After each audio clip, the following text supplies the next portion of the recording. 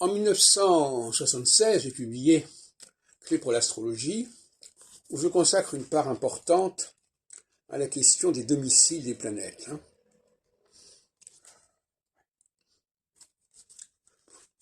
Dans un chapitre qui s'appelle Fondement des maîtrises. Et bon, je reprends un peu les travaux de Don Roman, si on veut, et aussi certaines idées de Jean Carteret sur la question des transplutoniennes. Mais ce que je voudrais dire ici, c'est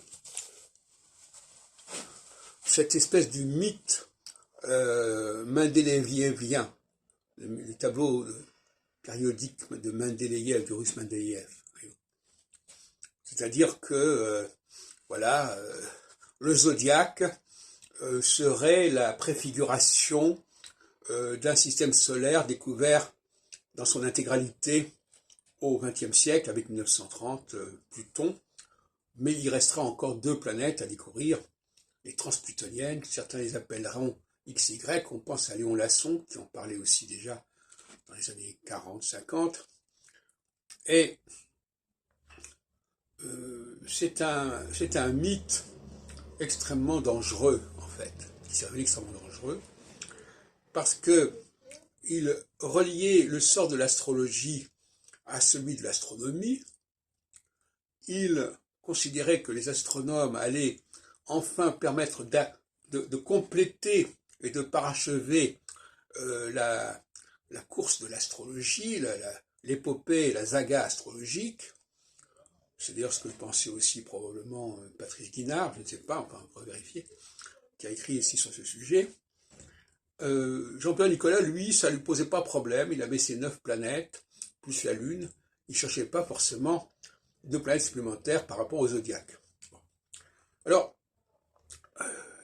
où est-ce que je veux en venir là dans l'immédiat?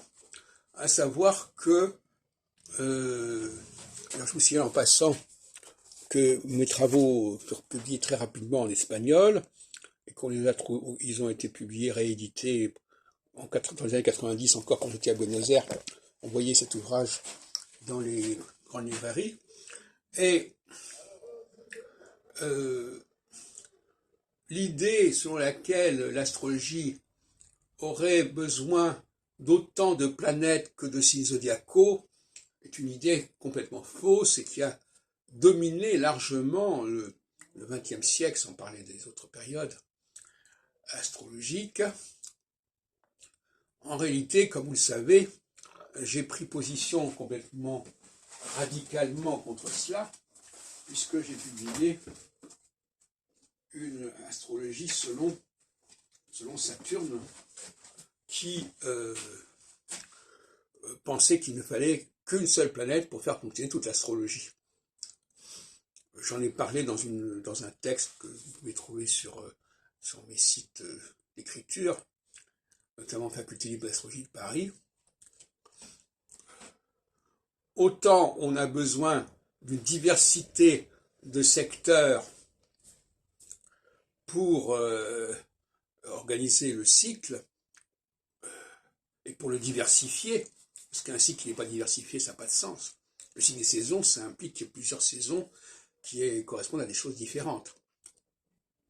Eh bien, il suffit d'une seule planète pour faire fonctionner le système. Alors pourquoi faudrait-il en avoir 12 quand on a une seule?